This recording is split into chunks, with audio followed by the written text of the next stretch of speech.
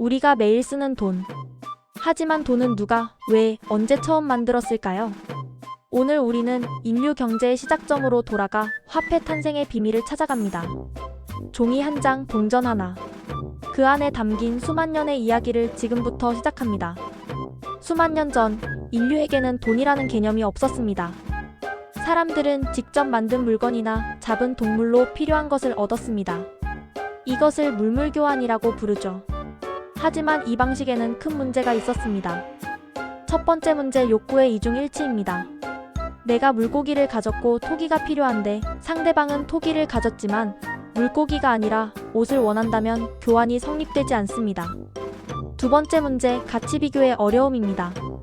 물고기 한 마리는 토기 몇 개와 같을까요? 닭 한 마리는 돌도끼 몇 개의 가치일까요? 세 번째 문제, 보관의 어려움입니다. 물고기는 금방 상하고 과일은 썩습니다. 미래를 위해 가치를 저장하기 어려웠죠. 그래서 사람들은 생각했습니다. 모두가 가치를 인정하는 무언가가 있으면 얼마나 좋을까? 이렇게 인류는 더 나은 교환 방법을 찾기 시작했습니다. 그것이 바로 화폐의 시작이었습니다. 기원전 수천 년, 세계 곳곳에서 흥미로운 일이 일어났습니다. 사람들이 각자의 방식으로 공통 가치를 찾아낸 거죠. 아프리카와 아시아 해안 지역에서는 카우리 조개 껍데기가 화폐로 사용되었습니다. 카우리 조개는 아름답고 튼튼하며 색이 쉽고 가짜를 만들기 어려웠습니다. 완벽한 화폐 조건을 갖춘 셈이죠. 메소포타미아에서는 보리가 화폐 역할을 했습니다. 세금도 보리로 냈고 임금도 보리로 받았죠. 고고학자들은 기원전 3000년경에 점토판에서 보리 30세켈은 은 1세켈과 같다는 기록을 발견했습니다. 이미 그때부터 환율 개념이 있었던 거죠. 유목 문화권에서는 가축이 부의 척도였습니다. 영어 단어 캐피탈, 즉 자본의 어원도 라틴어 카풋, 즉 머리에서 왔습니다. 소의 머리수로 부를 셌거든요. 재미있는 건 봉급이라는 말도 원래 로마 군인들이 소금으로 급료를 받았던 데서 유래했다는 설이 있습니다. 영어 셀러리, 즉 봉급의 어원은 라틴어 살라리움, 즉 소금 돈입니다. 소금은 음식 보존에 필수였고 매우 귀했기 때문이죠. 이 외에도 태평양 섬에서는 거대한 돌 화폐가, 중앙아메리카에서는 카카오 콩이, 티베트에서는 차를 압축한 벽돌이 화폐로 사용되었습니다. 하지만 이 모든 화폐에는 공통점이 있었습니다. 바로 희소성, 내구성, 휴대성, 그리고 무엇보다 사람들의 신뢰였습니다. 기원전 600년경, 지금의 터키 지역에 있던 리디아 왕국에서 역사를 바꿀 발명이 일어났습니다. 인류 최초의 공식 주화가 탄생한 것입니다. 리디아에는 금과 은이 자연적으로 섞인 일렉트럼이라는 합금이 풍부했습니다. 리디아 사람들은 이것을 일정한 무게로 나누고 왕의 문장을 찍었죠. 이 도장이 중요했습니다. 도장은 이 동전의 무게와 순도를 왕이 보증한다는 의미였습니다. 즉 신뢰의 상징이었죠. 그 전까지는 금속을 쓸 때마다 저울로 무게를 재고 순도를 확인해야 했습니다. 하지만 동전은 그럴 필요가 없었습니다. 왕의 도장이 모든 걸 보증했으니까요. 리디아의 동전은 획기적이었습니다. 교역이 빨라졌고 경제가 급성장했습니다. 이웃 국가들도 금방 따라했죠. 기원전 500년경, 고대 그리스는 아름다운 은하를 만들었습니다.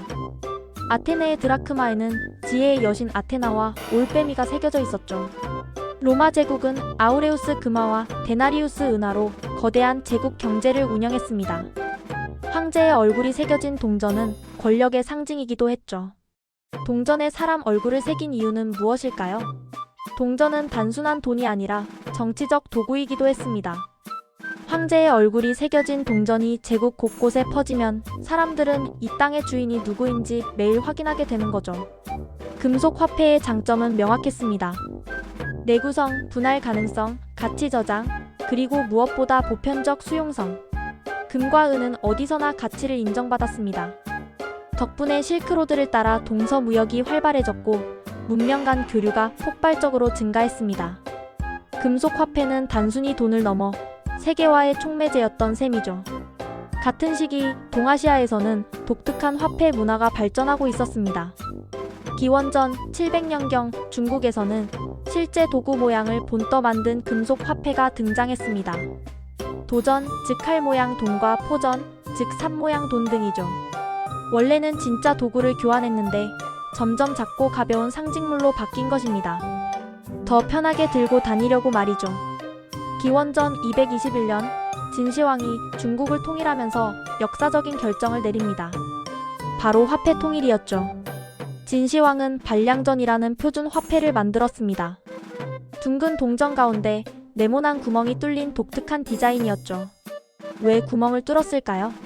끈에 꿰어서 들고 다니려고 했습니다. 동전이 많으면 무거우니까 한 줄로 꿰어서 허리에 차고 다녔던 것입니다. 이 디자인은 너무나 성공적이어서 무려 2000년 넘게 중국 화폐의 표준이 되었습니다. 마지막 황제 시대까지 말이죠. 당나라 시대에는 개원통보라는 동전이 대량 생산되었습니다. 중국 경제가 폭발적으로 성장하면서 동전 수요도 엄청났죠. 하지만 문제가 생겼습니다. 너무 무거웠던 거죠. 큰 거래를 하려면 수백, 수천 개의 동전이 필요했고 이를 운반하는 것만도 큰일이었습니다. 그래서 종이가 등장합니다. 서기 10세기 중국 송나라에서 인류 역사상 가장 혁명적인 발명 중 하나가 일어났습니다. 바로 교자 세계 최초의 지폐였습니다. 처음에는 이랬습니다. 상인들이 무거운 동전을 안전한 곳에 맡기면 맡긴 금액을 증명하는 종이 증서를 받았죠. 나중에 이 증서를 가져오면 동전을 돌려받는 시스템이었습니다. 그런데 사람들이 깨달았습니다. 굳이 동전으로 바꿀 필요 있나? 이 종이 자체로 거래하면 되잖아. 이게 바로 신용 경제의 시작입니다. 종이 자체는 가치가 없지만 그 종이가 가치를 보증한다는 믿음이 생긴 거죠. 1023년 송나라 정부는 이 시스템을 공식화했습니다. 정부가 직접 지폐를 발행하고 그 가치를 보증한 거죠. 인류 최초의 국가 발행 지폐였습니다. 위조를 막기 위해 복잡한 문양과 여러 개의 도장을 찍었습니다. 지폐 제작 기술은 국가 기밀이었죠. 처음엔 많은 사람이 의심했습니다. 이게 무슨 돈이야? 종이잖아. 하지만 정부가 언제든 금속으로 바꿔준다고 보증하자 사람들은 점점 받아들였죠. 13세기 중국을 방문한 이탈리아 상인 마르코 폴로는 깜짝 놀랐습니다. 그는 동방견물록에 이렇게 썼죠. 데칸, 즉 황제는 나무 껍질로 만든 종이에 도장을 찍어 돈처럼 쓴다. 사람들은 마치 금처럼 그것을 소중히 여긴다. 참으로 경이로운 일이다. 하지만 유럽에서는 이 이야기를 아무도 믿지 않았습니다. 종이가 돈이라니 말도 안 된다고 생각한 거죠.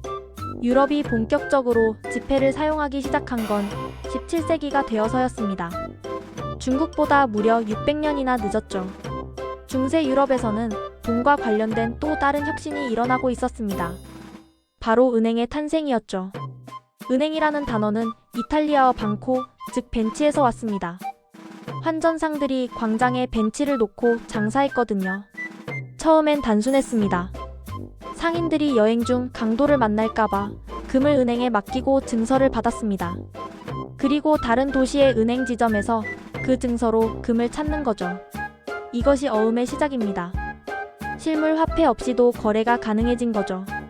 15세기 피렌체의 메디치 가문은 유럽 최고의 은행을 운영했습니다. 그들은 한 발 더 나아갔죠. 메디치 은행은 깨달았습니다. 사람들이 맡긴 금을 전부 동시에 찾으러 오지는 않아. 그럼 일부는 빌려줘도 되지 않을까?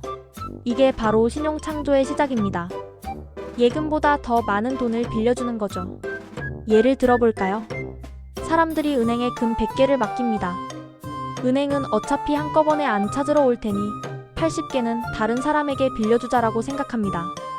빌린 사람은 그 돈으로 사업을 하고 번 돈으로 이자와 함께 갚습니다. 은행은 이자로 수익을 얻고 경제는 성장합니다. 이것이 현대 은행 시스템의 기초입니다. 1694년 세계 최초의 중앙은행인 영란은행이 설립되었습니다. 국가가 공식적으로 화폐 발행과 금융 시스템을 관리하기 시작한 거죠. 영란은행의 지폐에는 소지인에게 금으로 지급할 것을 약속함이라는 문구가 적혀 있었습니다. 즉, 종이 자체가 가치가 아니라 금으로 바꿀 수 있다는 약속이 가치였던 거죠. 이것을 금본위제라고 합니다. 모든 지폐는 금으로 교환할 수 있다는 보증이 있었습니다. 20세기 초까지 세계 경제는 금본위제로 운영되었습니다. 각국은 보유한 금만큼만 화폐를 발행했죠. 하지만 1차 세계대전이 터지면서 문제가 생겼습니다. 전쟁 비용이 너무 커서 보유한 금으로는 감당할 수 없었던 거죠. 각국은 하나둘 금본위제를 포기했습니다. 금 없이도 돈을 찍어내기 시작한 거죠. 2차 세계대전 후 세계는 새로운 시스템을 만들었습니다. 1944년 브레턴 우즈 체제였죠. 모든 나라의 화폐를 미국 달러에 고정시키고 달러만 금과 교환할 수 있게 했습니다. 사실상 달러가 세계 화폐가 된 거죠. 하지만 1971년 미국 닉슨 대통령은 충격적인 발표를 했습니다. 더 이상 달러를 금으로 바꿔주지 않겠다는 선언이었죠. 이로써 금본위제는 완전히 역사 속으로 사라졌습니다. 그렇다면 지금 우리가 쓰는 돈의 가치는 무엇이 보증할까요? 바로 신뢰입니다. 현대 화폐는 법정 화폐라고 부릅니다. 정부가 법으로 이것이 돈이다라고 정한 거죠. 실물 가치는 없지만 국가의 경제력과 사람들의 신뢰가 가치를 만듭니다. 21세기에는 더욱 놀라운 변화가 일어났습니다. 디지털 화폐의 시대가 온 거죠. 신용카드 계좌이체 모바일페이. 이제 우리는 실물 돈 없이도 살아갑니다. 돈은 컴퓨터 서버의 숫자에 불과하죠. 물리적으로는 없지만 우리 모두가 그 숫자를 믿고 있기 때문에 그것은 실제로 작동합니다. 최근에는 비트코인 같은 암호화폐도 등장했습니다. 국가나 은행 없이 기술과 수학으로만 보증되는 돈이죠. 화폐의 미래는 어디로 갈까요? 아무도 확실히 알 수 없습니다. 수만 년의 여정 끝에 우리는 한 가지 진리에 도달합니다. 돈은 조개 껍데기였고 금속이었고 종이였고 이제는 숫자입니다. 하지만 그 모든 형태를 관통하는 본질은 단 하나였습니다. 신뢰. 돈은 단순한 물질이 아니라 사람들 사이의 약속이었습니다. 우리가 서로를 믿고 내일도 이종이가 빵을 살 수 있을 거라고 믿기 때문에 돈은 작동하는 것입니다. 돈은 인류가 만든 가장 위대한 발명품 중 하나입니다. 물물 교환의 불편함을 해결했고 대규모 협력을 가능하게 했으며 문명을 꽃피웠습니다. 하지만 동시에 돈은 우리에게 질문을 던집니다. 우리는 무엇을 믿는가? 우리는 서로를 얼마나 신뢰하는가? 돈의 역사는 결국 신뢰의 역사입니다. 그리고 신뢰는 하루아침에 만들어지지 않습니다. 수천 년의 협력과 약속이 쌓여서 만들어진 것입니다. 작은 약속 하나하나가 모여서 세상을 움직입니다. 오늘 우리는 화폐의 탄생을 따라 수만 년의 시간을 여행했습니다. 그리고 깨달았습니다. 돈은 종이도 금속도 숫자도 아닌 우리가 함께 만들어가는 신뢰의 이야기라는 것을요. 하지만 여기서 또 다른 질문이 생깁니다. 가격은 누가 정하기 시작했을까요? 사과 하나에 1,000원, 집 한 채에 5억 원. 이 숫자는 어떻게 정해진 걸까요? 다음 편 가격은 누가 정했을까? 시장 경제의 탄생에서 계속됩니다. 구독과 알림 설정으로 함께 해주세요. 다음에 또 만나요.